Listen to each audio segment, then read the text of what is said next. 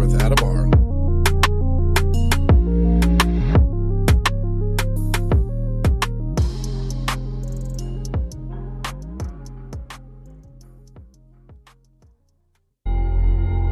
This episode of 3PNR is featured on the UnX Network.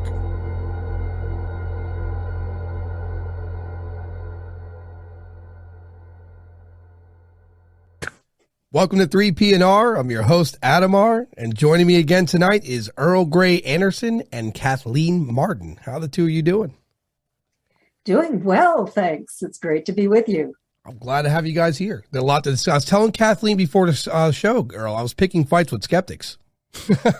You were, huh? It's good to see you, my friend. It's been a little while. Yeah, it has. Wonderful company here. Oh my goodness. Agreed. Overwhelming company for me anyway. Oh, so this is my mentor, Kathleen Marden. It's oh my goodness. Yeah, we're discussing how busy she is. Kathleen, I don't know how you do it. So she's an author. She's on a lot of shows. She's got a wealth of knowledge. It's exhausting from what I see. And I do some research and I get exhausted.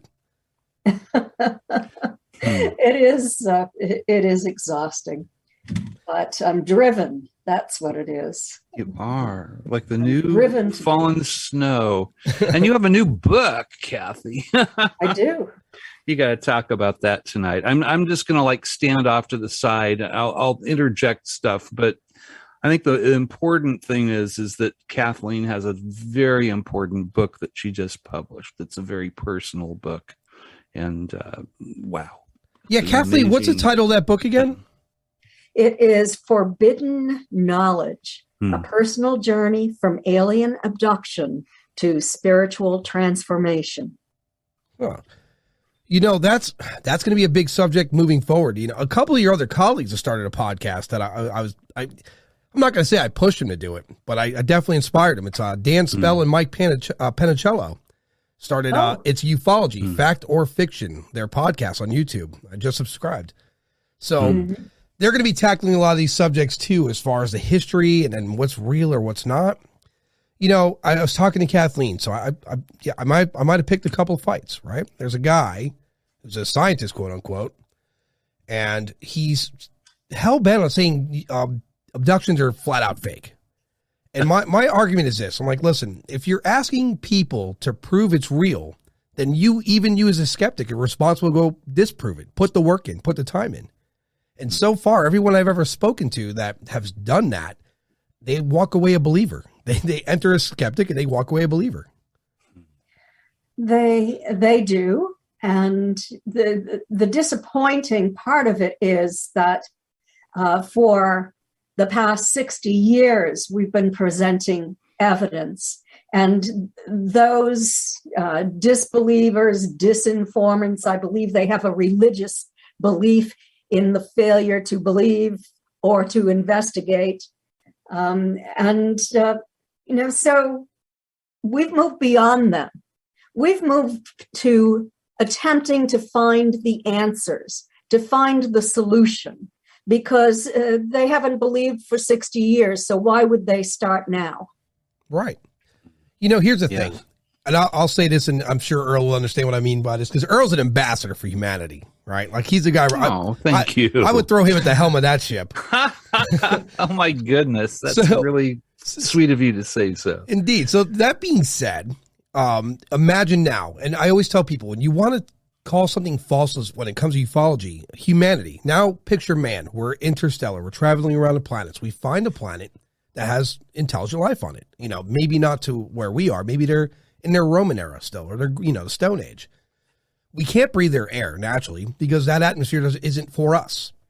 So what would be the natural thing for us to do?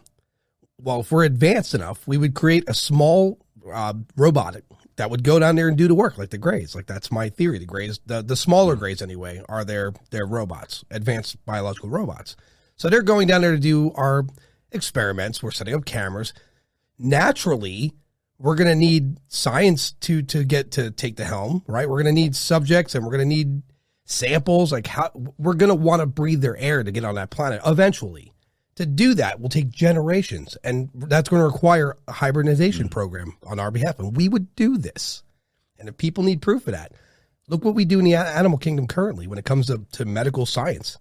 We are constantly cutting open animals and taking their blood and abstracting tissue and trying to figure out how we could utilize it to benefit us.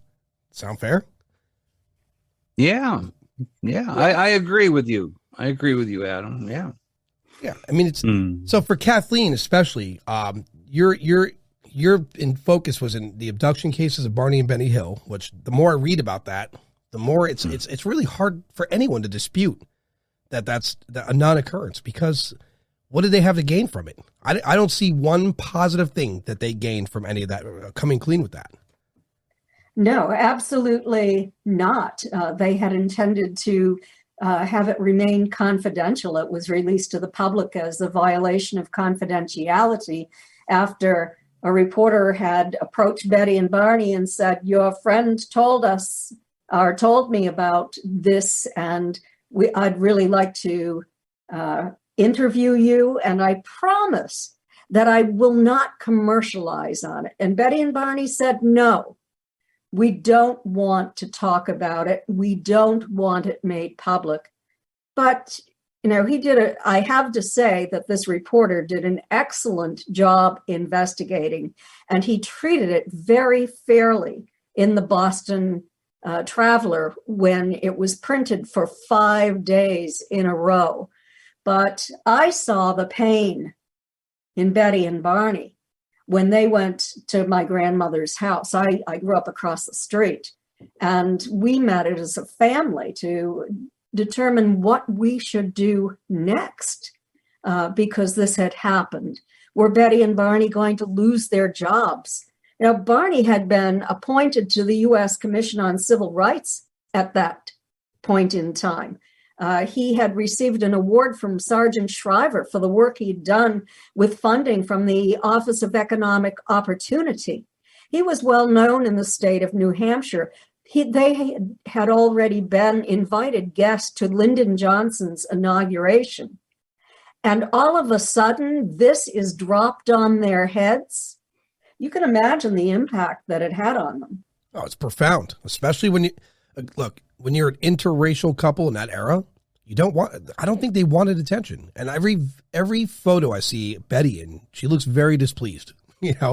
That's regarding that subject anyway. She's just not thrilled for it. Same with Barney. Yes. The agenda is a question. And I think that's what keeps people at bay, what keeps people in fear, because it's a fear-related thing. Earl, what do you think the agenda, if you had to assume the agenda, what would you think it would be? I think that we are being transformed. I think that our technology is sort of ramped up above our spirituality and the way that we even perceive the universe around ourselves. And I think that our visitors are trying to do sort of a catch-up number on us, where we really need to start thinking in quantum terms rather than in Newtonian terms as far as physics go. We're back in 1611 as far as the way that we observe the world around ourselves. That the apple falling from the tree and hitting Isaac Newton on the noggin is kind of just a very materialistic way of seeing the universe around ourselves. And most of humanity, I think they're still sort of locked into that old pattern. And I think that our visitors are trying to change that they're trying to get us to see things the way that they truly are, which is more like magical realism. It's a normal thing for things to pop in and out of existence.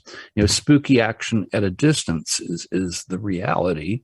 And we're still like confounded by just materialistic stuff that really doesn't serve any purpose anymore. So that's what I think that the agenda is. People talk about the ET agenda. It's for me. It's the other agenda. The other than the greater than human agenda is they want us to catch up with the rest of intelligence that's out there. The other intelligent tribes in the universe. Yeah, to support that, if, Neuralink's coming out soon, or sometime soon anyway, Elon Mustang. And there's a lot of companies out there that they're already been thinking about something similar to it anyhow. If you get something like a chip and you put it in the brain, and you could, at said point, you could connect your consciousness with your subconscious, the idea of people being different and viewing one another for flesh difference and ideologies, that's gone. It doesn't matter anymore. You have a knowing at said point, which is what I think our visitors have. I think they have just a knowing, because you don't get to this form of technology and do these amazing things when you're really constantly busy arguing over differences like religion and politics and race and silly shit. You have to move past that to get to that part of life. So you think about certain stories that are in our, from antiquity. Adam and Eve, when they were caught, when they were trying to learn and gain wisdom, when they were caught doing so, they quickly covered themselves, with leaves and, tried to cover their nakedness and their sexuality and their, the vulnerability that they have. And I have a feeling that humanity right now, that we're kind of in the same place right now. People are trying to cover themselves. We're being revealed. Things even like down to what happened off of Catalina Island back in 2004, where, we were confounded as far as the Tic Tac UFO. It was on the front page of the New York Times. So disclosure did happen, already happened. People ask, what's going to happen when disclosure happens? And it's like, no, well, it already did.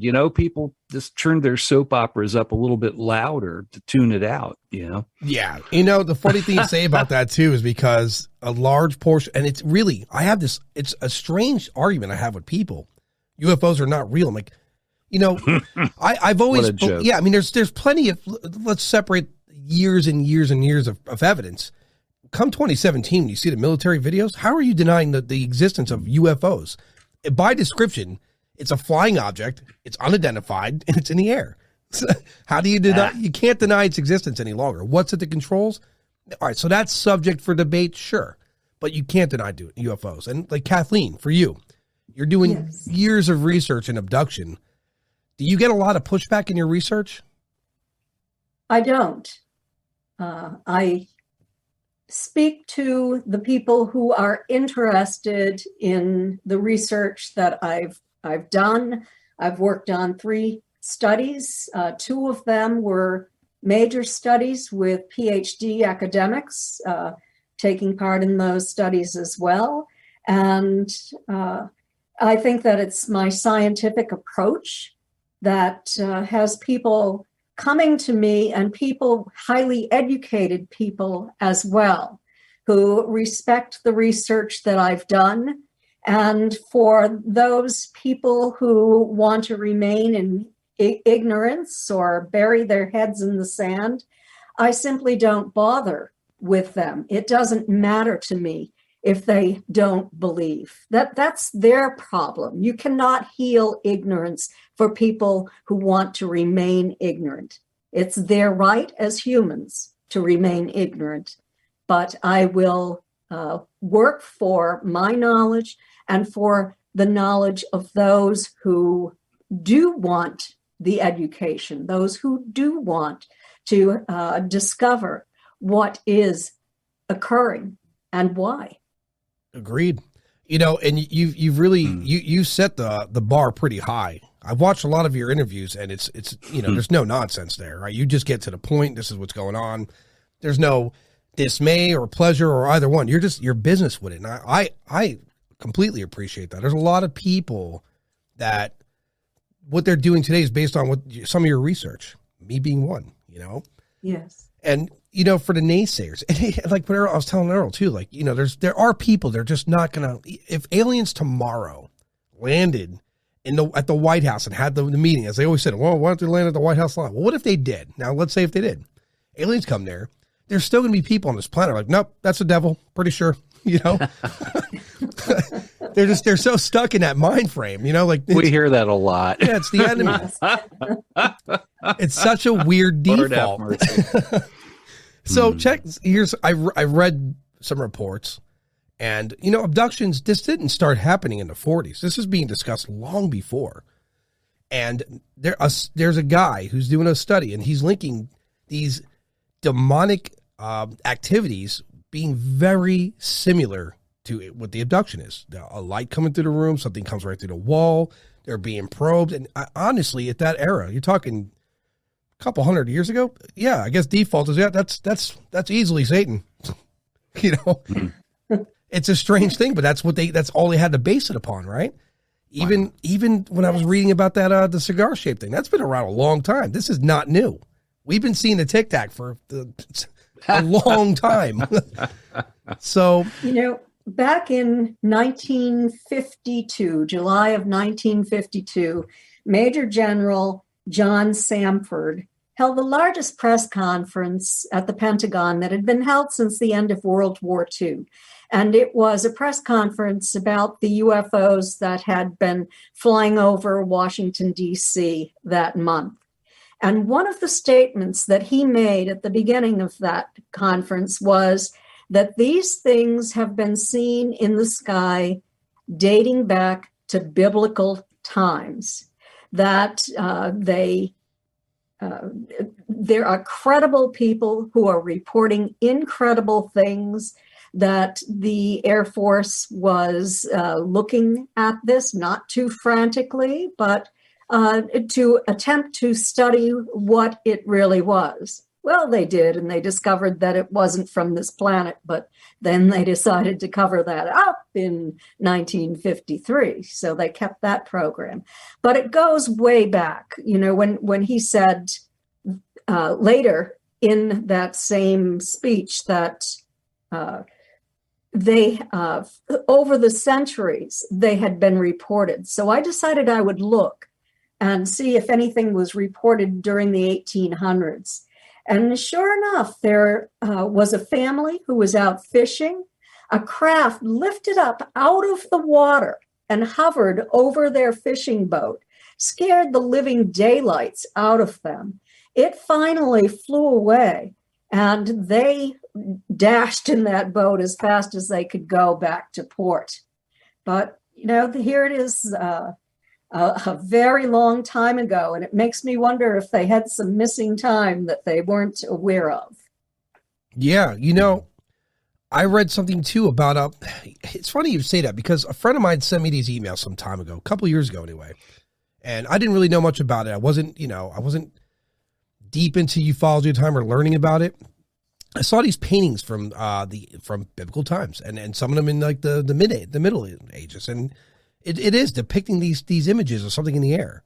And then you read the Bible, or the best I could anyway, and I didn't see anything describing that. Like, there was no craft in the Bible. They would speak of angels, but never craft. And if you look at some of those images, it's indisputable. What is that? There's a person inside of a craft moving through the air. There's another one from a long time. I mean, I think it was like BC. We're talking BC, where it looked like the typical round disc with light shining down. Ezekiel's wheel. Wheels within wheels. I mean, how is it that we haven't picked that? How do people not look at that and really second guess what's been coming and going? What we perception is everything, right? Like today, aliens landed the lawn. Like, nope, that's a devil. Well, then could have been angels. Could have been like, we only explain things as humans the best we can to what we knew at that time. And now I look at these paintings, I'm like, oh my God, how do you not notice this? I don't know, Earl. What do you think? I think that people are afraid, and so they go for the lowest common denominator for them, which is the devil or demonicism and things like that. But it does go back historically to antiquity, where, you can go to Babylon, Babylonian literature. You can go to Sanskrit in India. This goes way, way back. I mean, in Australia, my wife and I had we were blessed to get to go and spend a little time in Australia 10 years ago. Have a doctor friend out there has a beautiful house in Sylvania, which is there next to Sydney, Australia. And we went to the Blue Mountains, where there's, petroglyphs and cave paintings on things, and there's this old history of UFO sightings there. We went to the Red Center in Australia, and we got to see depictions of Lightning Man that were, petroglyphs on cave walls from 40,000 years ago, and older than that, some of them. I mean, they have to. Historians are continually changing how old civilization is. And civilization seems to come along with this little, somebody came down from the sky. They brought us fire. They brought us language. They brought us civilization. They brought us law. And that's a universal constant. You find that everywhere. Australia, China, in Europe, you see that in the Americas. It's a worldwide phenomena. This is nothing new. It didn't start in 1947 with Roswell. It's been here probably before we were. Is the conclusion I'm coming to recently? Yeah, I agree, especially with the Sumerian tablet, where it shows our solar system in perfect detail, including Neptune, which we didn't really know much about till like the late 1880s. We didn't really have a strong idea of what it was until like the 1800s. The Dogon tribe in Africa, for goodness sake, and the Dog Star. The reason why we call it the Dog Star, and they call it themselves the Dogon tribe. Yeah, I mean, there's so many things, and they had depictions of they knew that Jupiter had the four Galilean moons, way back before, Western culture had found them there. It's just uncanny. It's just a worldwide thing that's been here longer than us. I don't call them aliens anymore, because I don't think that they're alien to our world. I feel like they belong here as much as we do. Extraterrestrial, that works for me. They're not alien. I'm under the impression, this is just the impression I'm getting from, again, this is how I am. I evolve with the way I think. I'm not set in my way. The more I look at this subject, the more I'm starting to view Earth as a science lab. I think they've been here. I think they predate us. Because if you even read about the ancient Egyptians and the ancient Greeks and their depiction of the mechanical things in the skies and how the gods were using these things to get to and fro, and I don't know. I'm starting to feel like we're an experiment. What do you think, Kathleen? Yeah, Kathleen. Kathleen worked with Stanton Friedman, which he was one of the greatest scientists of our lifetime, I believe. What do you think Stanton thought about that? What did you guys arrive to as far as ancient alien theory goes? I don't think that Stanton had a hypothesis on how long they had been here. I don't recall discussing that with him. I know that experiencers have been told that they planted our seed here and that they come back periodically to assist in our development, and that they're here in this time frame because we are at a critical point in our development or lack thereof. They're extraordinarily concerned with our use of nuclear weapons and with our failure to be good stewards to our environment. They were telling people this way back in 1954, government officials. Yeah. And the governments of this world chose to do nothing about it. That's an interesting point. I said this before too. Again, their primary concern for the nuclear weapons on this planet, I don't think it's just about the well-being of humanity. More is it, we don't want our subjects to destroy themselves. It's a great channel to watch, right? It's our favorite. It's our favorite channel to watch right now. Earth. There's probably multiple planets and other solar systems where they can monitor, maybe simultaneously or have different groups there. But right now, we're an interesting study, and I don't think they'd want us to blow each other up because they lose the study. All that research. I've been told we're interesting. I've been told that we are like a TV show. Yeah, I mean, look at our behavior. Well, they show up at our wars. They do. Yeah. Entertain, and sometimes they intervene. Yeah, we need them to intervene soon. Actually, Kathleen, if you had to make a guess, what would you say the agenda is of our visitors? I think that they have different agendas. It's not just one group of visitors. There are many. Even among the Greys, there are different races of Greys with different agendas. So it ranges from, on the very low end of it, the draconian reptilians and what is often referred to as rogue Greys, who may be the little bio-robotic ones, who believe that they own this planet and they have little regard for humans or anything else. They'll take whatever they want. And you move up the scale. In our studies, we determined that the majority of experiencers say that their attitude toward what is occurring depends upon what race of or species of ETs they are dealing with at that particular time. Now, but most say that their experience with anyone that they have come into contact with on craft has been businesslike. So neither wonderful or evil. But then at the other end of the spectrum, you have those who are almost angelic, who are highly spiritual, highly kind and loving. And, so in terms of what we know of this earth, there are many people who would think of those far ends of the spectrum as angels and demons. But in between, you have those alien scientists, the ETs, who are here doing their scientific work, their experiments, and also educating humans.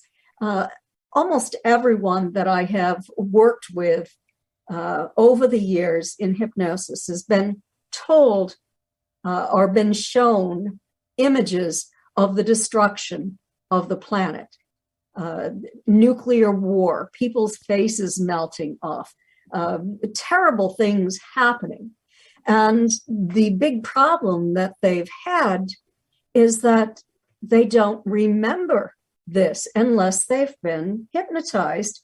And then they remember this, and often they don't understand the meaning of the message. And so the ETs sometimes seem frustrated with these people because they haven't been propagandizing for these ETs, haven't been talking about their message to people. But the ETs don't understand that they can't remember when they leave that ET environment and come back into this 3D environment that we live in. Huh. That's a good point, because our brain, how much can we, a lot has to do with perception and what we could accept, right? People have gone and there are genius people who do amazing things that lose their minds. If I read this study right, one of the greatest chess players in the world went insane because he was just constantly taking information and his brain just overloaded. So Kathleen, to that point, personally, my theory is that the initial beings that found this planet and they decided to study us, they created these little gray robots to come down here to look at us, and other beings, as they started coming along, they're like, listen, you don't have to go down there. You're going to freak these people out. They can't handle it. We'll rent you our grays. Here's our success rate with the little guys, right? They could get them. They go down there to do the science work. When we need to appear, and this is something I hear consistent, that they seem to appear, the actual taller grays, they just seem to appear. Now, I might think for myself that that's a really advanced hologram. We're not far from that now. we're working on that now. Yes, but I have a different attitude about Sure. No, that. tell me. Those little 3.5, 4 foot tall ones might be bio-robotic. They're not the scientists. Right. They have the grunt jobs. They're the ones who are the assistants who help acquire people, help to undress them and help them to get dressed again, move them onto tables, that sort of thing. There are sentient beings, I'm convinced, who are about 5 feet tall and are grays, and taller ones too. And the reason I say that, the reason I'm convinced, is because they age. And, you know, tell me what robot has wrinkles over time. You're right. And I'll tell you what, to support that too, the little grays of biomechanical machines, I do hear, and I do a lot of off podcast interviews, a lot what people have experienced, because they don't really want to be on a show, and I don't blame them. But to your point, they did say that the ones that are more biological keep their distance while the little guys do the work. It's like they don't want direct contact, which makes me think, can we make them sick? Ooh, can I interject something? Yes, here? Yes. So, you know, I've been very sort of obsessed with the idea of the Valet Davis effect recently, which is when humans come in contact with ET, what we've found is that humans, it's almost like a contagion, that we sort of become like the ETs. We start manifesting things. Some people that have had close contact, I don't know that they want their names out there spoken in confidence to me, so I won't mention them. But you would know who I was speaking of if I mentioned the names. Have had close contact with ET, and afterwards they exhibited extraterrestrial behaviors on their own, like, for instance, bringing apports, things that would pop into existence from when they were asleep. They would wake up and they would find on their bedside table antique coins and things that shouldn't have been there.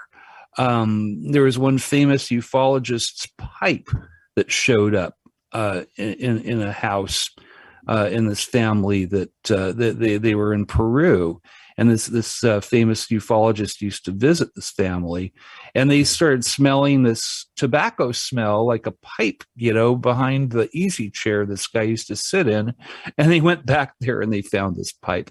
I don't think they'll mind if I mention this one, actually, because everybody's agreed to talk about this one. This is Paul Hynek.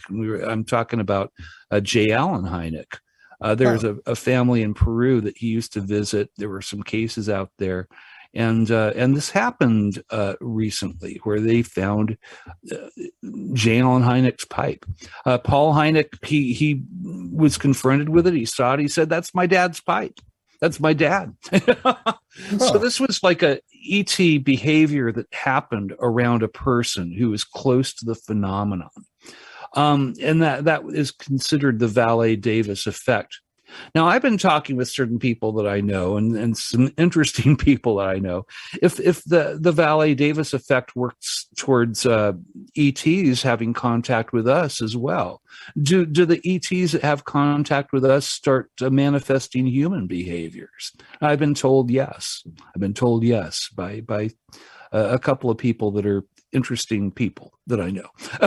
It's strange, and I will get behind that and say that I've noticed very, very human behaviors as well that I think that they've picked up.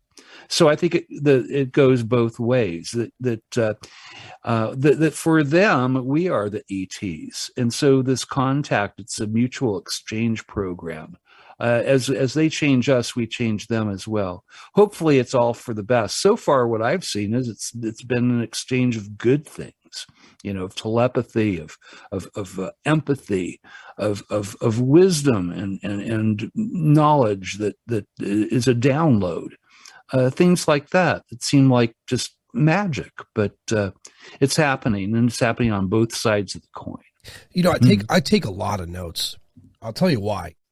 That's good. Yeah, it's so an off podcast interview. This woman's being abducted since age 8 that you can recall. Says here in my notes. This is my handwriting, by the way. So when I read it, I struggle because I write fast. So, But she was finding a cast iron figurine in her house when she was a kid, and she'd play with it. And evidently her parents didn't know where it came from. Long story short, she's kept this figurine because it would always appear in her room. And so her abductions, what she's telling me is that it's not a pleasing thing and it's not a displeasing thing. It's just, for her, it's a schedule. And she just goes through it. She doesn't push back. She has no issue with it because it seems to be relevantly benign. She's not pleased with it by any means. I mean, for her attitude's like she would prefer it's not in her life, but she's become accustomed over the years. Now, when you said that about her the behavior, the trait, you know, I'm not speaking negatively of this person, but she was very monotone and very direct. Almost robotic, right? So I found that part kind of odd. Kathleen, in some of the cases you looked into with abduction, do you find anything similar? That some of the people are just like, look, this is part of my life and it's just what it is? Absolutely. That's a healthy attitude, actually.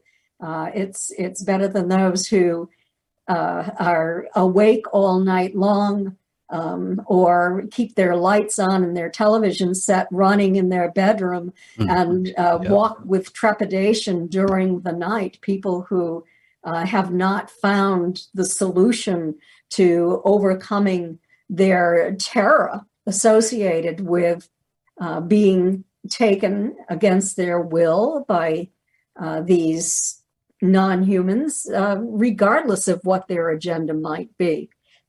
They didn't ask for it. They don't remember asking for it or giving permission for it to occur. So those who are able to just let it happen and say, well, you know, it's only a couple of times a year. It's only 4 or 5 hours of my life. I can ask them to let me sleep through it so I don't have to wake up and lose sleep. Those are healthy attitudes. Right. You know, and a lot of people say things like, well, why are these select people getting taken? Well, here's an answer for you. If you're Michael Jordan and you're an amazing athlete, we're going to study his blood, not yours if you're just hanging around the house. You know, there's something to these people is unique, and it needs to be studied. Plain and simple. I mean, it's not that far-fetched. Like, I always say, look what we do in science. We're very selective in science about how we study things and what. You know, we're not just going to go, gather the next 20 people and we'll study them for blah, blah, blah. It's not going to work. I mean, they have to have a unique trait to study. And so, Kathleen, how many of the people are you encountering? Is it seem to be hereditary? Like it moves to the family? In 60% of the cases in the MUFON study that we did of 516 experiencers, 60% were aware that other members in their family had also been taken. So that's statistically significant, highly significant. It's probably higher than that, but a lot of families simply don't talk about it. Right. Because a lot of people are just willing to ridicule, even if it's happening in the family. They don't want it discussed. I agree. So yeah, 60% is quite a sizable group. Wow. And there's a lot of people I talked to on the off podcast interviews. They have, some of them have experiences, and it, like you said, they just don't want to be bothered with it. It's not that they're worried about, and some of them are not even worried about ridicule. An example of this guy, he is a physician. He's just too busy to talk about it, you know? And it happened to be that he got through me through a third party, someone that I knew, and we ended up talking for an hour. And I was like, why don't you go on the podcast? Like, I don't need this attention. I'm like, what, are you worried about people making fun? He goes, no, I'm an ER physician. I don't have time for it. So it's like, okay, good point. There's a lot of those guys out there. Yeah. The people, you know, that's the big misconception that I used to have back before I knew anything about this, is I thought, you know, oh, well, you know, it's probably, you know, hillbillies and not very well educated people that are, you know, bringing these cases forward. And once I actually seriously became a UFO investigator myself, it was the opposite. It was, you know, the literati were being abducted, and the doctors and just, you know, PhDs people that were poets, people that had something extraordinary. So I'm not sure why, but that seems to be the case. I mean, sometimes you'll see, people that are, sort of like the commonality, common person is taken, but I don't know. I've noticed a huge number of just very, very intelligent and literate and sometimes artistic people seem to be the ones that are chosen for ET contact. I'm not sure why, but it seems to be a thing. I'll tell you who's responsible for deterring people from speaking what's going on.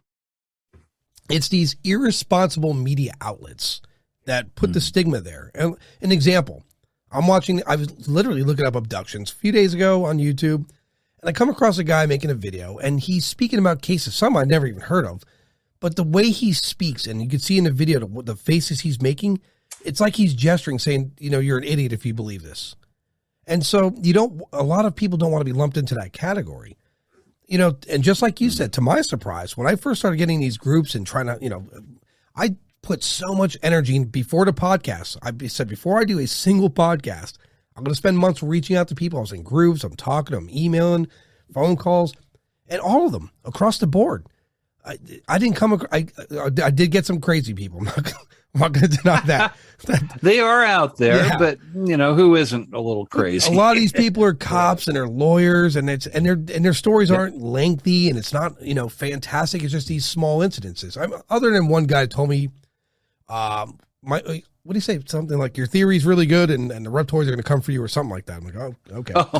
Oh, did he threaten you with his aliens? That happens every once in a while. Because my information or my theory sounds so good that it's going to cause some sort of issue. And then I've had people hang up on me. They thought I was part of the CIA.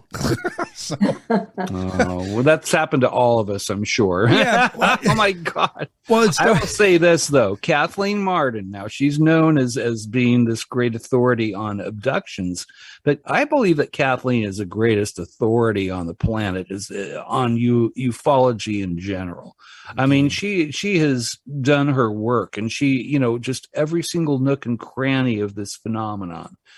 Kathleen has investigated and done a better job of it than I think anybody.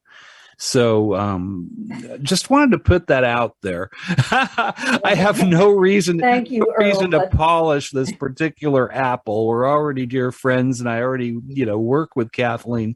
But I just want to put that out there because she's more than just an abduction expert. Earl, I'm not a very nervous person. Ever. I'm unusually brave, like stupid brave. The guy dies in a movie. But when I first had Kathleen on the show, prior to that show, I was a hot mess.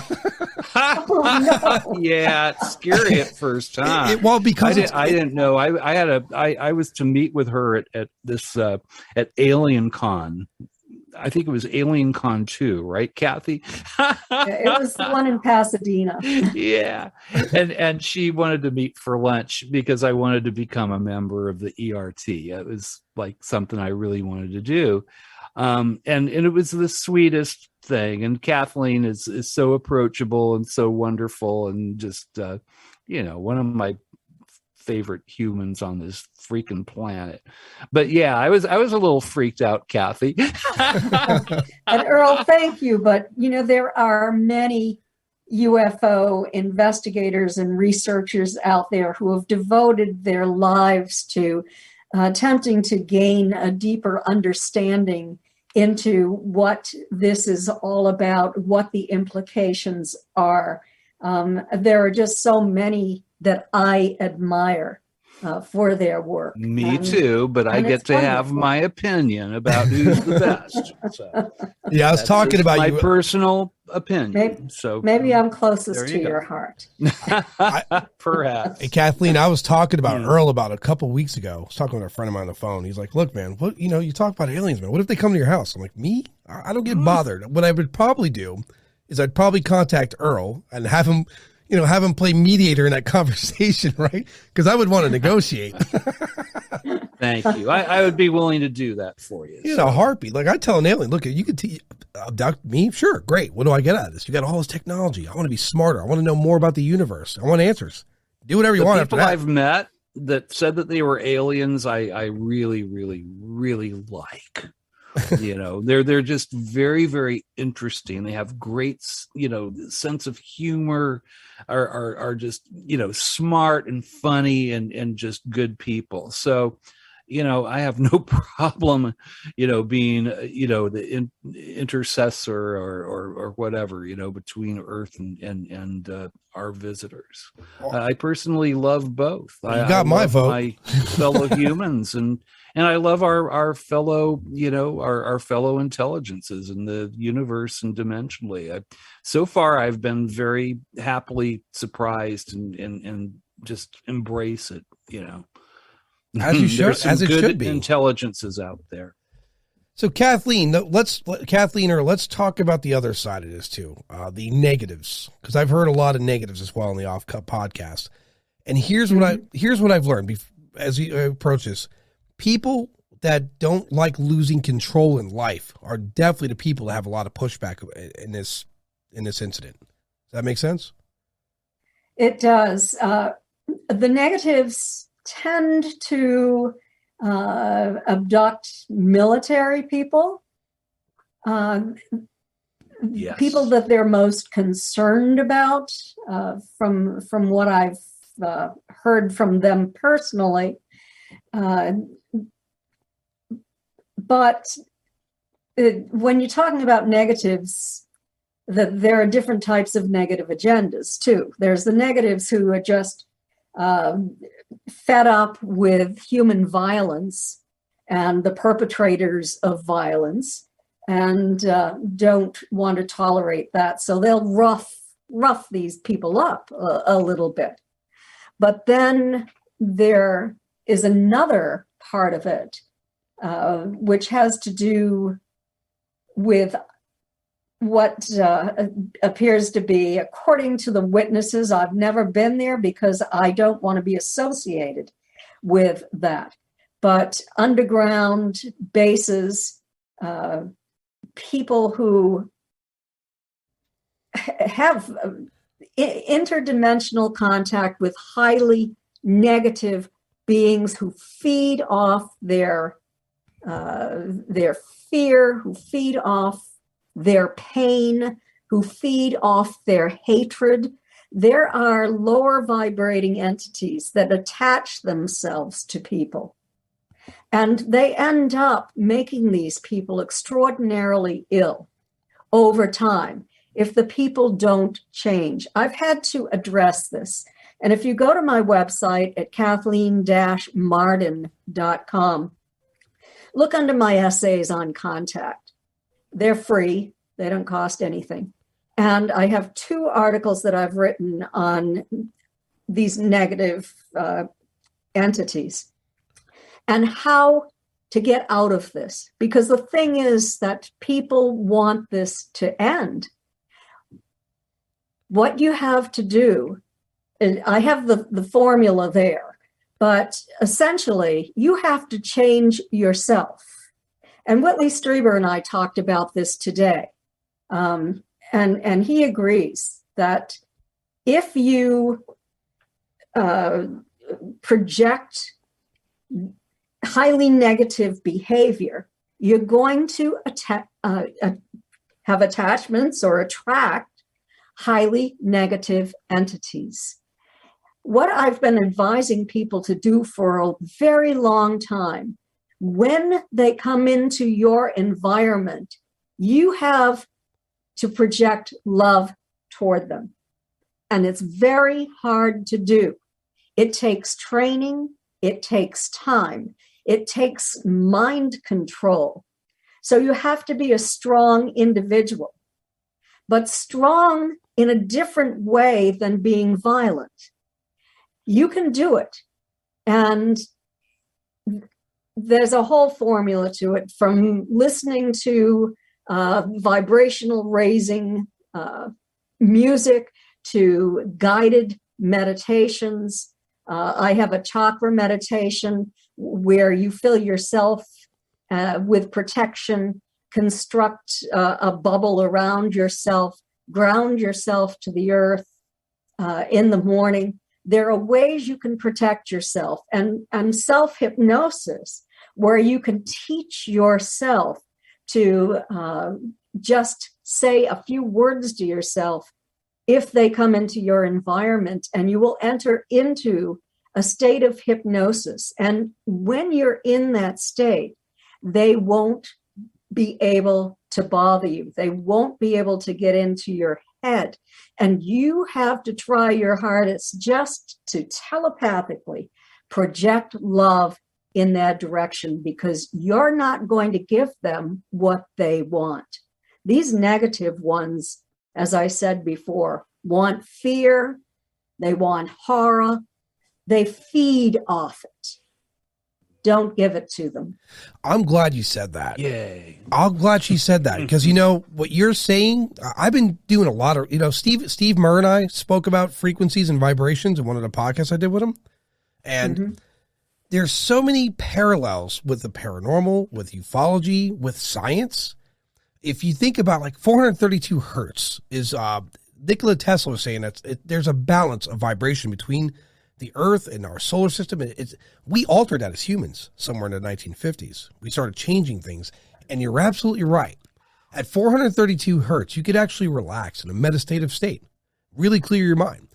We changed it to 440 hertz at some point, and it almost instills like insecurity and fears and the unknowing in people, which, if you think about what that does, when you're advertising stuff in 440 hertz and you advertise materials to purchase, people are more subject to get it, because, like, well, what if I need that?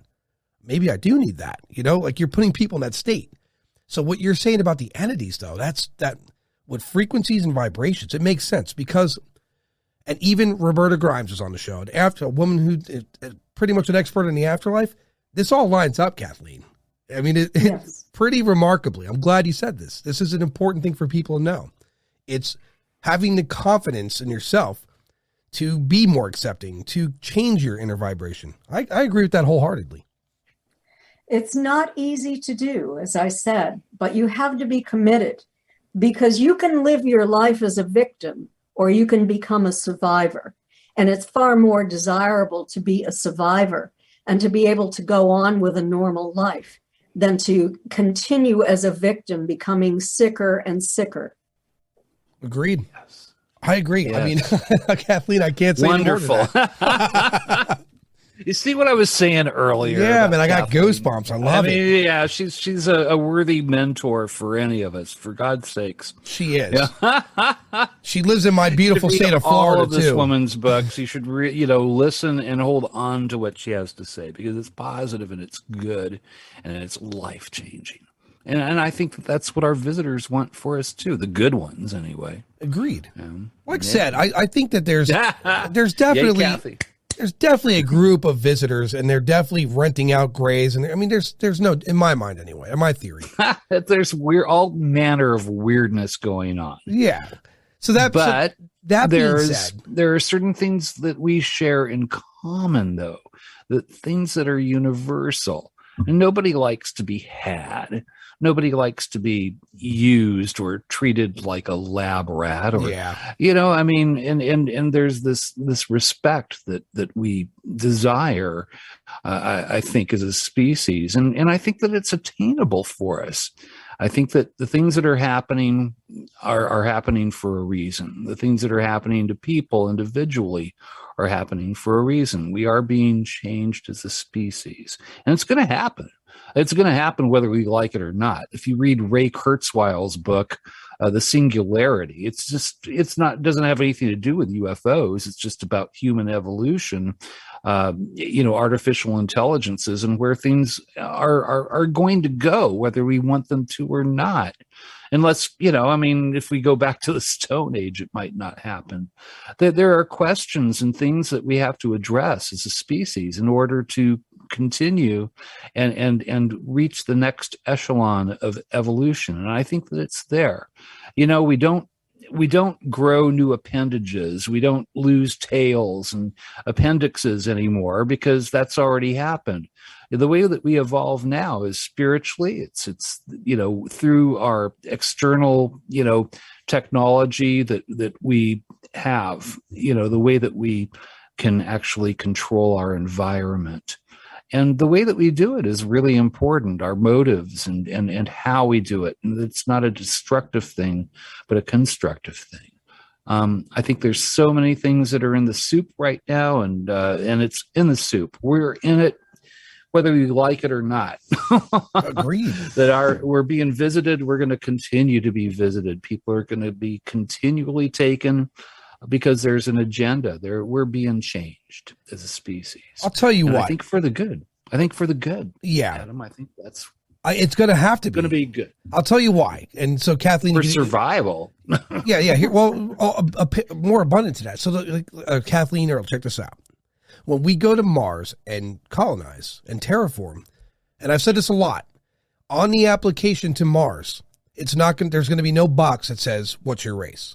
There's going to be no box that asks about what's your political agenda. There's no religious box. It's what can you contribute to this planet. We're going to build this new planet. None of those other things are going to matter there. In fact, currency probably isn't going to matter there. Probably not. You're going there to terraform a planet. You have to go there as a species, not as an individual. It's not going to work if you go there with an individual attitude. You have to remove those things. And same for our visitors. I don't think another question I get hit with a lot is like, well, why don't they talk to us? When are they going to talk to us? I'll tell you when. When we stop having reasons to divide and we see each other as what we are, a species, then maybe we become no longer the most interesting planet with all the crazy wars and the reality TVs and then all the chaos and the love and the hate. We're no longer, because at said point, you're a species. There's a knowing. And so that's about the time when you can communicate with a higher level of mind. Till then, it makes no sense.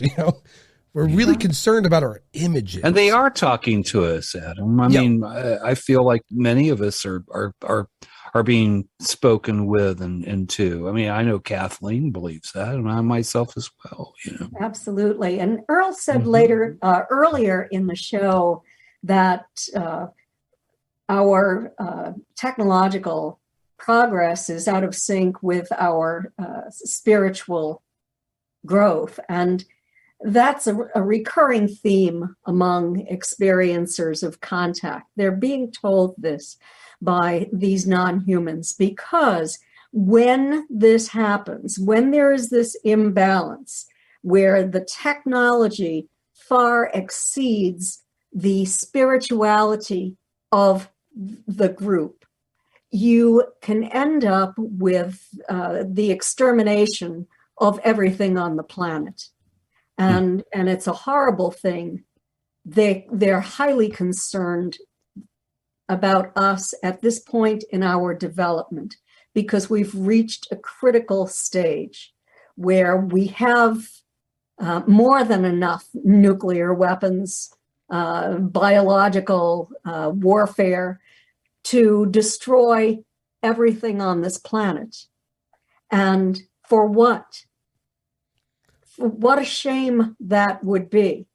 And they say that many of them, I should say, not all of them, but many of them say that the most important reason that they're here is to attempt to elevate our level of spirituality. Yes. I agree. It's all about consciousness. Yep. I agree. About consciousness.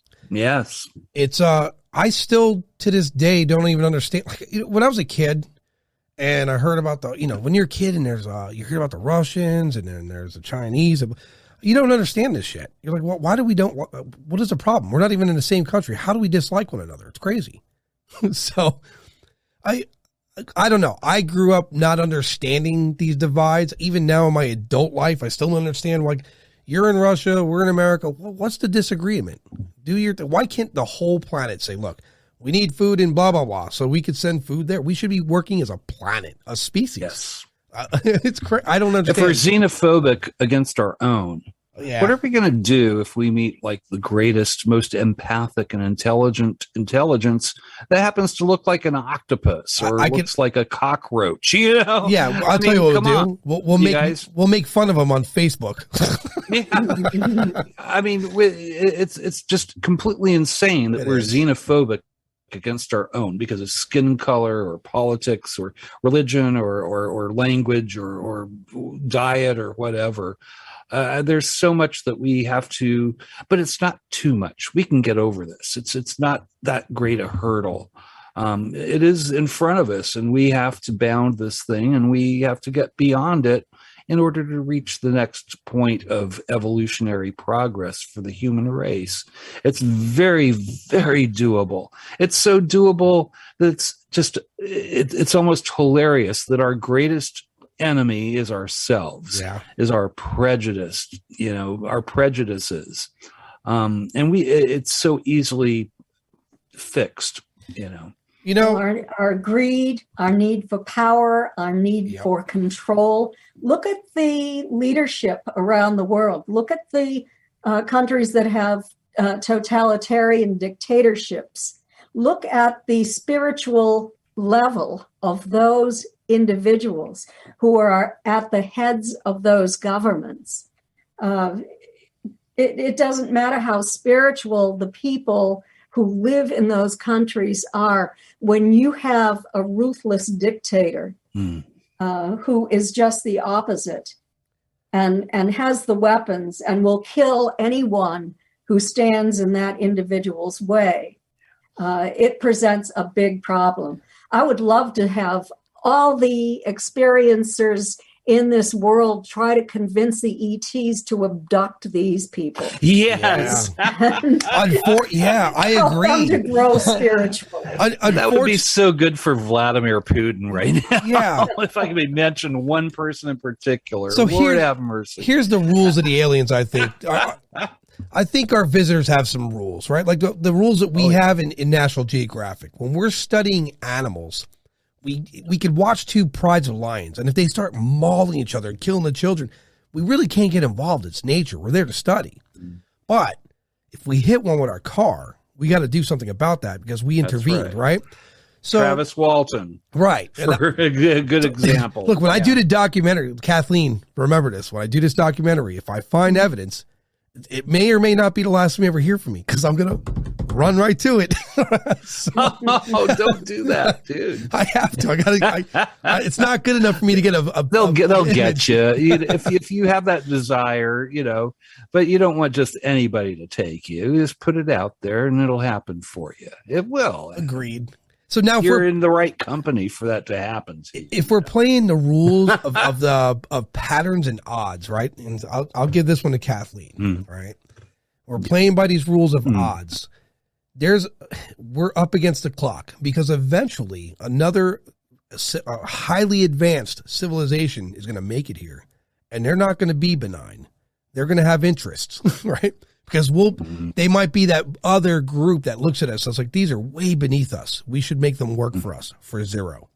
Yep. And it might cause a conflict with our current visitors, but it's a matter of time before these things take place. Maybe not in my lifetime, but a matter of time. And at that point, humanity better have their act together because if something is able to travel a distance, or whether it be a portal or a distance, and they're organized and they're above us and they actually have an agenda that's in the negatives, we're in a lot of trouble. We would be, but if you read what some of the futurists have to say about this, they believe that these societies with this type of agenda would have self-destructed a long time ago, that they would not have moved beyond the point of tribal warfare, nationalism, so on and so forth, enslaving others, that they would never have moved beyond that point. And when you think about what Stanton Friedman used to say, I believe that he was correct, that he said these ETs are here to quarantine us. They don't want us off this planet. They don't want us to take our brand of friendship elsewhere. And this could be happening on the more primitive, maybe I shouldn't use the word primitive because there could be very spiritual primitive people, but I should say barbaric. For for these barbaric planets, barbaric leaders, they will keep them in check, hopefully. Yes. That's a good point. I agree. I think so too. You know what, Kathleen, I absolutely agree with you. I think that we have watchers who've taken care of us in the past and will continue taking care of us now. I think that things like asteroids have been diverted for our benefit because we can't do that yet ourselves. And I think that is out there for us. I don't think that we can lean on that. One thing that I've heard, I've heard a lot of people go and say, oh, well, the aliens will save us. If it comes down to a nuclear war, they'll come in and they'll save us. And I've been told by, interesting sources that God forbid that should happen, because you guys will be slaves then. If you can't take care of yourselves, if you're going to destroy yourselves and somebody has to intervene, oh boy, it's going to throw everything back like thousands of years. Anything that you may have attained, any races that you may have impressed with your prowess in certain fields will be lost at that point. So we don't want it to come down to that. We want to save ourselves. We want to keep ourselves, from destroying humanity. It's no, they may save us, but we won't be the same afterwards. Right. Not a good place to be in. So, yeah, I agree. That's because if they have to intervene, they make themselves known at that level. Then they got to. Because here's what he's right. I'll tell you why. Be all over. Well, yeah, because if you're right, if they do intervene from a major war, that's a nuclear war, they've now exposed themselves to every private religion out there, and there's going to be pushback, because that's what we do. We no longer get to be ourselves. Yeah. We'll be forced into a certain mold. If that happens. Yeah, there's going to be. We don't want it to happen. New divisions. So those are like, well, who's with us against the devils? Like, well, they just stopped us from killing each other. But they're still the devil. Well, I think if we look at history and we examine the impact that a technologically advanced society had on a less technologically advanced society, it ended in the loss of the culture, the loss of the ethnic group values, and it's had a terrible impact. So these ETs say that they do not want to intervene unless they absolutely have to in order to save this planet, right, because of the devastating impact that it would have on us. And I would hope that humans would realize that we shouldn't have to have ET involved, because if we send one nuke, another one's going to fly. And then before you know it, there's who knows how many going off at the same time. There's probably some we don't even see there, and probably suitcases.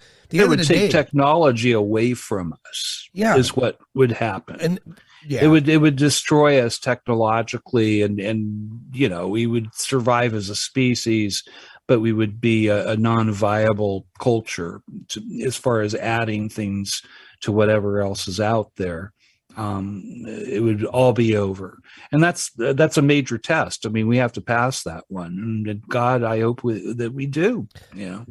I hope cooler heads prevail, because I'll tell you now. Too. Well, here's what's happening in again, for our visitors that are observing this, here's what they're seeing. They're seeing the Ukraine's under attack, and the United States is taking things away from Russia, like McDonald's and Apple, and, sanctions. And although that sounds very, nonsense and superficial, it's actually a huge impact, because that's a part of their culture. It's been a part of their culture since the 90s, and you're taking these things from them. And, so I wonder if our observers see that and they're like, well, maybe they could iron us out on their own. Maybe we could just stand by. Hopefully. I would hope. Because a nuclear war, no one wins this. There's no winner here. Oh, no. There's no winner. I think that, I think one of the reasons why there's such a reaction when we even test nuclear weapons is because it affects other planes in the universe. I said that. I believe in a multiverse, and that, there are other Earths and other Earls and other Adams and other Kathleens out there that may have lived their lives a little bit differently or a lot bit differently, but that's the way the universe works as it's tributaries, its canyons, its valleys, and its edifices. And it's like a big old Mandelbrot set fractal, if you are familiar with that stuff. And I think that the one thing, though, that breaks through all of the various universes is when you explode a nuclear weapon. I think that it disturbs the universe on many levels. Yeah, we're not aware of. You're concentrating the power of the sun in one location. Yep. And then again, when you're playing with that sort of physics, you don't know, like you said, what if we're testing a nuclear weapon in a desert, but in the other reality, that's a community, and you just wiped out a whole community unknowingly. Right. So yeah, it's crazy to think. All right, so let's go to this subject, disclosure. And my thoughts on disclosure is now private industry is going to space. They're going to have no choice. I think the government's backed into a corner now. Because now we have more private industry going up there with celebrities. And celebrities are not going to stay quiet about what they see. Promise. What do you think, Kathleen? How long till we... Now, to be fair, not full disclosure. I don't know that we'll have that or even comprehend it. But do you think in the upcoming years here, we're going to be seeing more and more people behind the idea that the possibility of this is now actually real? I certainly hope that we will continue with our limited disclosure. And I know from the history of government involvement in the investigation of UFOs and disclosing a little bit of information and then retracting that information, what they do is they introduce a small amount and then they gauge the population's response to it. And if nobody is freaking out, if people aren't, jumping out of skyscrapers or off bridges, if there isn't a public hysterical reaction, then they'll give a little bit more over time as they gauge the human behavior. Right. And I think that they did this starting on December 16, 2017, when they disclosed the Tic Tac on the front page of the New York Times. What I discovered after that is I spoke at a conference in Exeter, New Hampshire. I think it was a year or two after that information was released. And just out of curiosity, I asked for a show of hands of how many people knew about that. And only 3 hands went up. Wow. So I was shocked. I thought that more people would remember that. But they seem to, if they've read it, they've dismissed it or they've just gone on with their lives. A lot of people I've noticed don't have very good memories today.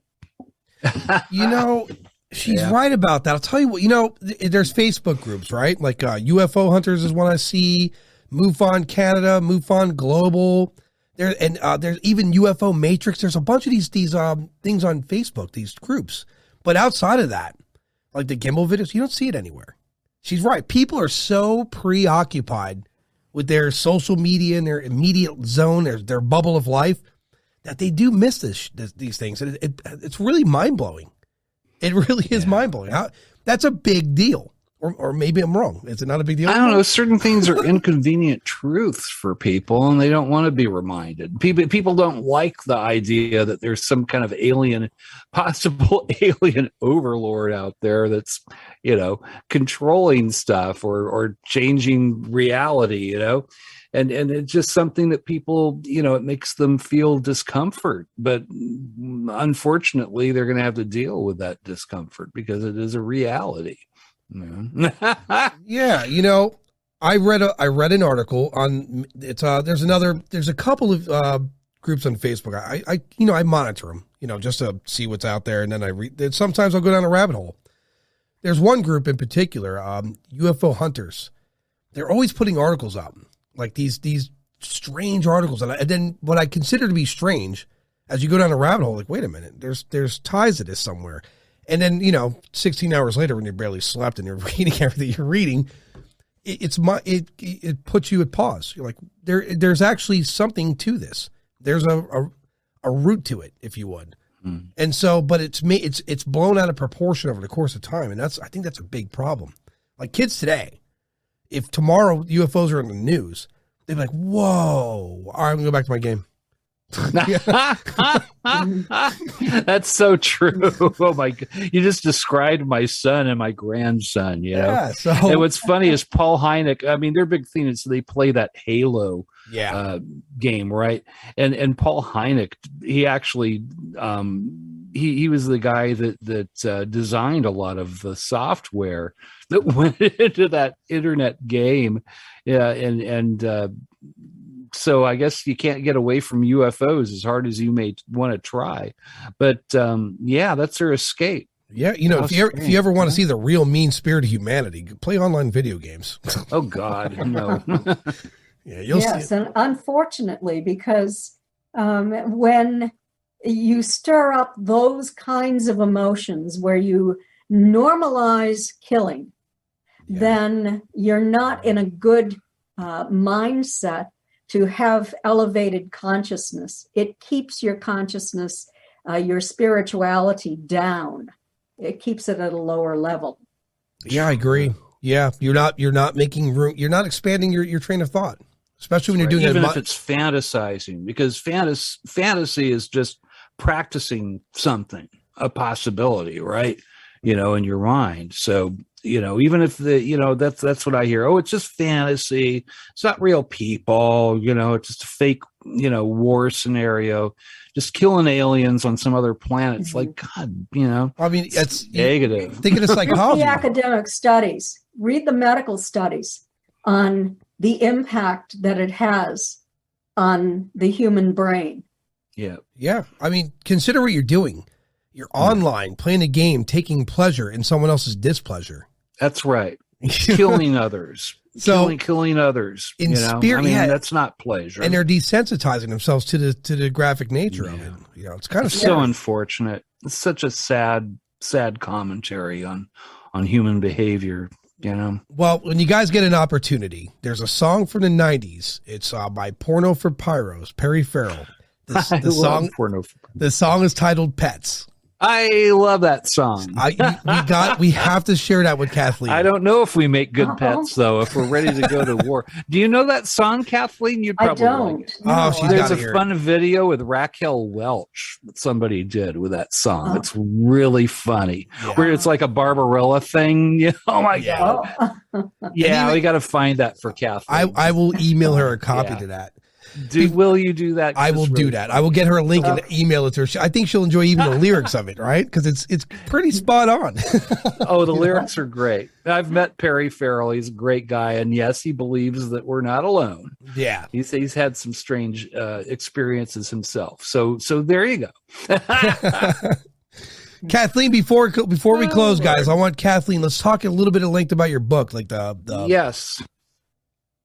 Yes, the new book, Forbidden Knowledge, a personal journey from alien abduction to spiritual transformation, a book that I thought I would never write. I was determined that I was going to take this story to my grave and just leave the information for people to find after I was gone. The reason for that was because my aunt and uncle were harassed by, I believe, 3-letter agencies. Their home was entered. Very strange things were done by some very nasty people who I believe were representatives of the federal government in a program to give false information to the public and to destroy the reputations of those scientists who were involved in the study of UFOs and also in people who had the most compelling cases of contact or sightings. So I didn't want to live my life going through that, but I finally came to a point where I decided that I don't care, because all it is ignorance on their part. And they don't know what I know because of my years of study and investigation and research. And this book is about growing up in a family where Betty and Barney Hill were my aunt and uncle, the impact that had, the impact of being taken for the first time when I was 17, and my aunt Betty Hill was doing an experiment with a team of scientists to attempt to call in a UFO to land on my grandparents' farm. Well, one did come in. It was observed by two people. One of those people was a commercial pilot returning home from work that night, in the middle of the night. And my mother and I had memories of finding ourselves on that craft. We were never going to speak of it. Dr. James Harder came out not right away. It was during the 70s. This happened in 1966, but it was during the 1970s when he came out. He worked with my mother, myself. He did hypnosis with us, also with my Aunt Betty, with my grandmother. He was doing research on intergenerational contact and the reasons for it, that sort of thing. My mother had missing time as well. Wasn't something that she ever released, ever talked about publicly at all during her entire lifetime. It was a big family secret. But given the changes that have been made in the government with this program for limited disclosure, and the information I have, the knowledge that I've acquired from my research, I wanted to come forward at this time because I think that it's critical to our survival as a species. And that's part of the reason for the words forbidden knowledge. This has to do with some research that I did where I was able to acquire correspondence files between a rear admiral in the Navy, and his name was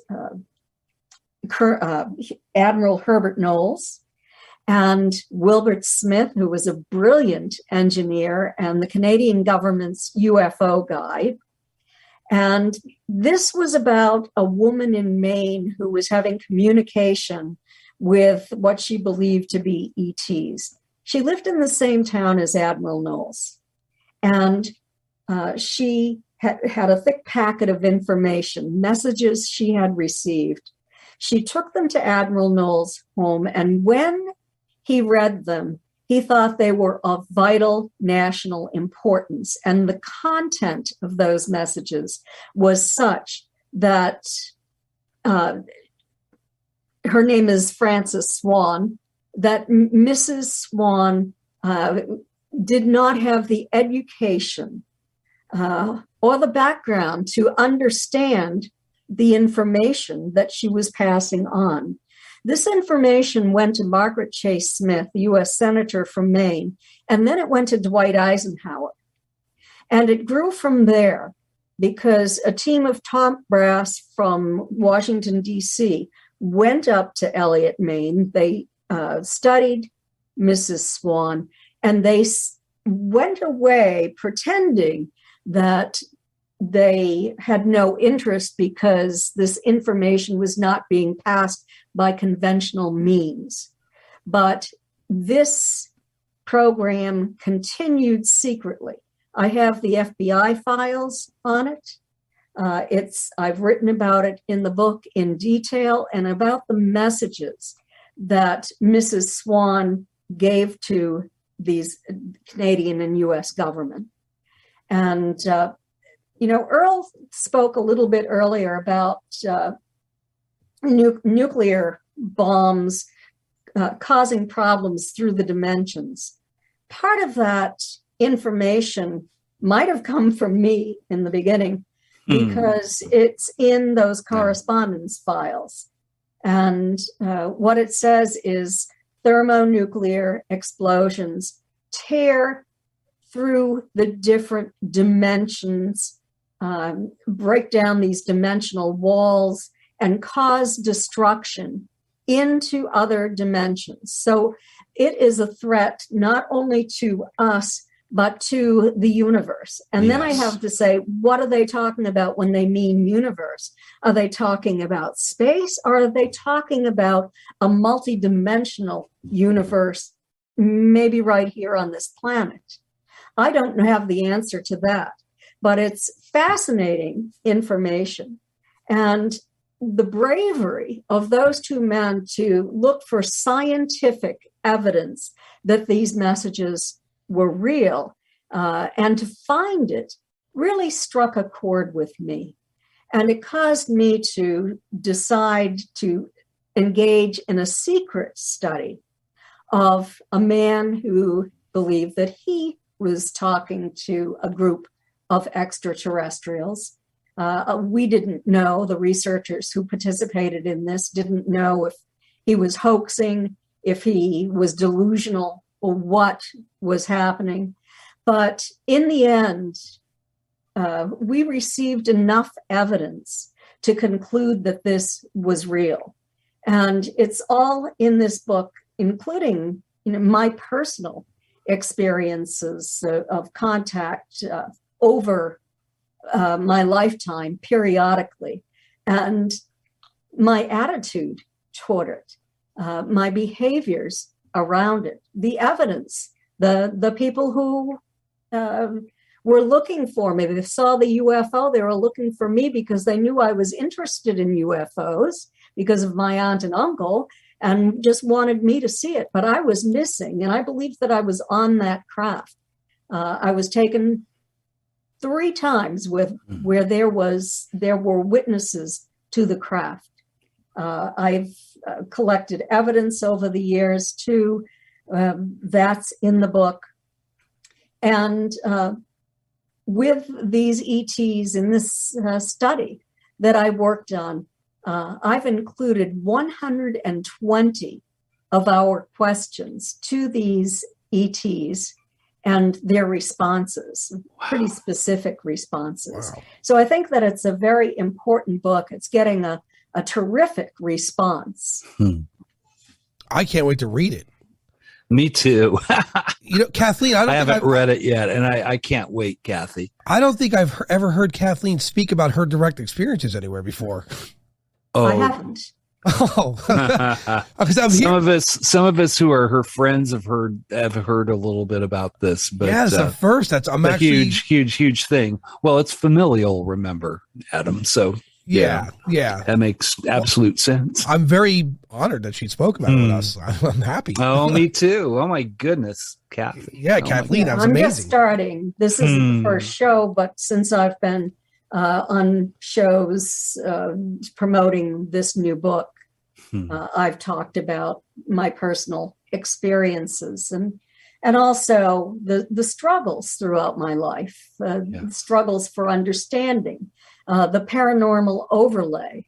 And, we find that among 60% of experiencers, there are light orbs in their homes that appear to have intelligence. Some people call them conscious orbs. And sometimes these orbs will expand into full-size ETs. We talk about the sensation that something unseen is walking on the bed. That's common in, I believe it was more than 70% of the people who took part in MUFON's study on experiencers, the commonalities that they share. So great deal of information on that. I can tell you a couple of stories from the beginning when this was happening. I'm I told about how the craft took my mother and I. Well, after that occurred, we started to have this paranormal activity in my childhood home. I wasn't aware of it prior to this, but we became acutely aware of it. My father was a Boy Scout leader, and there used to be meetings at my parents' house, committee meetings. And one night at a committee meeting, everybody's sitting there in discussion. The front door opens, the cat walks in, and the door closes, and nobody's there. So many things. There were these light orbs. One time when I was in college, I took my sweetheart home for the weekend, and my brother was away in the Army at that time. And so my sweetheart stayed in my brother's bedroom, and we were going to go out ocean fishing with my parents the next day. They had an ocean faring cabin cruiser. And so we went to bed, everything is fine. And in the middle of the night, my boyfriend woke the entire family up, yelling and screaming. And what had happened is the coat hangers in my brother's closet had lifted out of the closet, flown across the room, and landed on top of my boyfriend. Oh. He left the house and he didn't want to go back that night. Finally, my mother convinced him not to sleep outside with the mosquitoes, but he would not enter poor that guy. home Oh again. my God. Yes. I mean, they're just some of the weirdest things that happened in that house. And I went on to college and I was studying psychology and psychiatric social work. And, psychologists in studies of academics on their knowledge and belief in the idea that UFOs are actually coming here. Psychologists are at the bottom. They are in the greatest level of disbelief that any of this is happening. And I was being indoctrinated by these people who were trying to convince me. I didn't tell them about my experiences, what I'd seen, but were trying to convince me that none of this was real. So I was going along sort of learning the acceptable behavior of a person in academia. And so I would just sort of pass off what was happening as maybe the imaginings of my family, that sort of thing. But it definitely was not imaginings. It's so funny when people, they're so steadfast on what they believe, and especially in academics, or if you you're a PhD, you refuse to budge on something because you have this perception. I know it all. I've done it. I've studied. I'm a scholar, and that's it. It's just the same as being like in one of those organized religions. Like, nope, that's it. We're here, and everything else is the devil. It's the same thing. You're just not willing to expand on your thoughts. It's scary. Kathleen, and that's why scientific knowledge comes one funeral at a time. But I want to say, that's so true. Oh my God, Kathy. I also want to say that I know many brilliant scientists who are studying all of this and who are making progress. So it's not all scientists or all academics. There are those who have curiosity and who are doing this kind of research. I agree. And that's extraordinarily important. I think science is unwillingly going to unlock some keys to the paranormal. Oh, yeah. I think some of the things they're talking about doing is going to open up gateways to learn more about paranormal, and they're not going to know they're doing it until it happens. Because what is quantum physics other than the paranormal? I mean, quantum physics is just like they open up the floodgates, and it's just what we've heard from wizards and shamans for the last 50,000 years, Well, here's the thing too, like for people in Alaska, it's abnormal for them to walk around in shorts and a tank top during winter.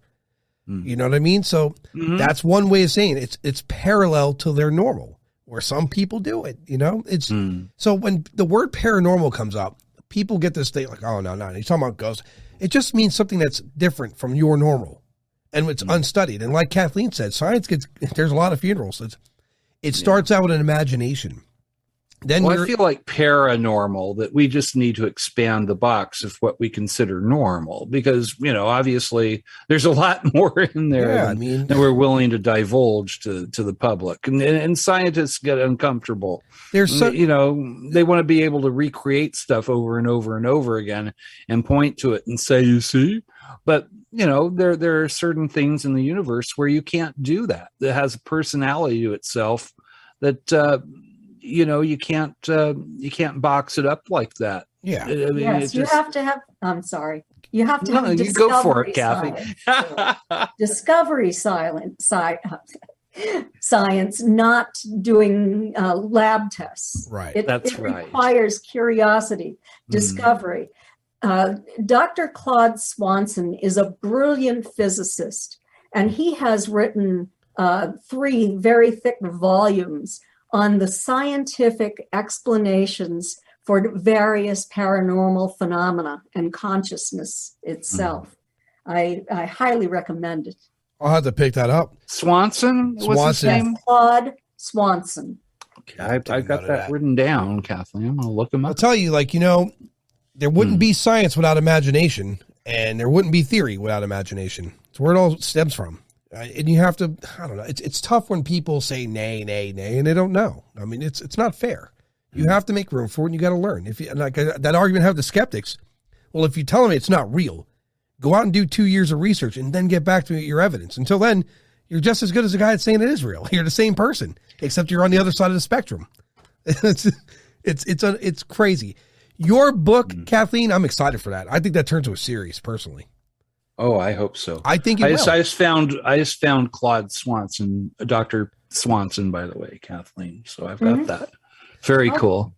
Yes. I didn't know. I was not aware of him. So yes, he's one of the scientists that I approached way back in 2013, and to ask, is it scientifically possible for ETs to pass humans through a closed window or a solid surface? Yes, it is possible. So I went to 3 scientists. He was one of them. And they all said, absolutely. You have to remember that theoretically everything has a vibration, that everything is moving. You have a vibrational frequency. And then phase. And he said, remember, the atom is 99.9% empty space. So all you have to do is align frequency and phase, and atoms can interpenetrate.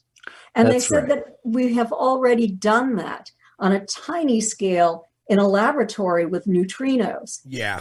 So these ETs could just be using technology that is far in advance of what we have.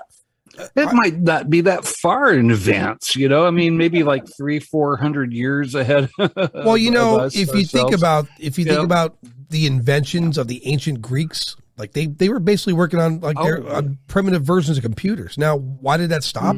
Well, the Romans came in with Catholicism, and that was it. That was witchcraft.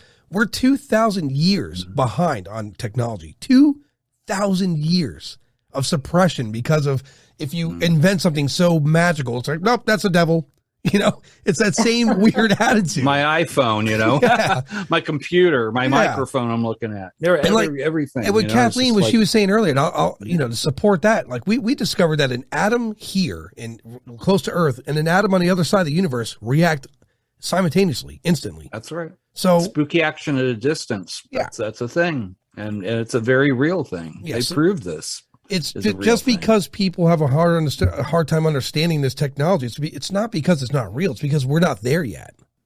We haven't gotten there. If you told someone in the 50s that we'd be speaking with Bluetooth, they'd look at you like you're crazy. Well, yeah, but here we are. Yeah, indeed.